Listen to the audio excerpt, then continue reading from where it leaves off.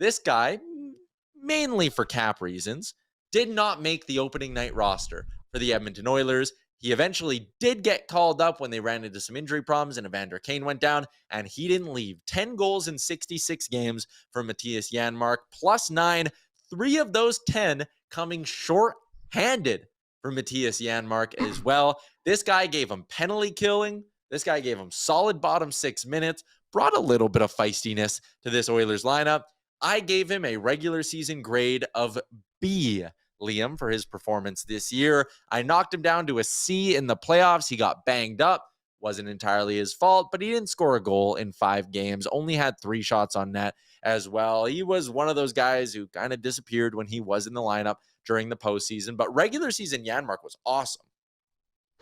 Yeah, and like when that Evander Kane injury obviously helped him get into the team, but he was an NHL player when we signed him, right? I don't think anyone really expected him to be in Bakersfield. And when he came in, like he said, he played a very good role in the middle six for the Oilers. Loved to score against his former teams, which is huge. Mm-hmm. Shout out to Vegas for still not giving him a tribute video either. So I think B Gators. Is fair. I would maybe even go, B. I would stick at B. 10 goals is a good number for a guy playing the role that he did. Good on the penalty kill. C in the playoffs, I think, is probably fair. Like you said, he got injured. What was it? Game 1 against the Kings, and everyone was disappointed because he was a very good, very, very good player for the Oilers in that game 1. And then you kind of wonder where his health was really at after he came back in the Vegas series as well. So C is probably fair. Chance of returning, I might even put lower than 50. I don't know if the Oilers will want to.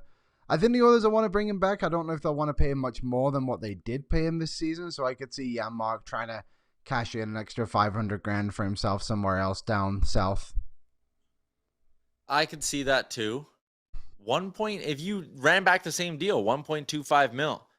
I think he'd be open to coming back. I don't know. I think the core liked him here in Edmonton. The coaching staff loved him. He's a guy who would get slotted up into the top 6 every once in a while. So I think the coaching staff liked him. I think in terms of the, tough penalty kill minutes that he played, it'd be fine. He's a guy who, if you got to take him out of the lineup for a few games next year, if he's your 12th, 13th forward, him and Derek Ryan are in those spots.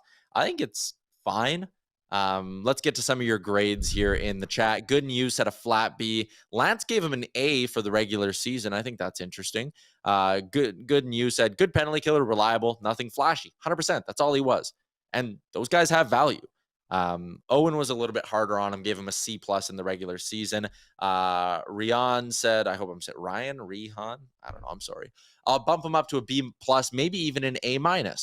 I think that's totally fair. I think B+ could have easily been his grade. In 60-some games, again, limited time with skill players, he found a way to pop home 10 goals. That's an impressive season for a bottom sixer. So, yeah, I think that's totally fair.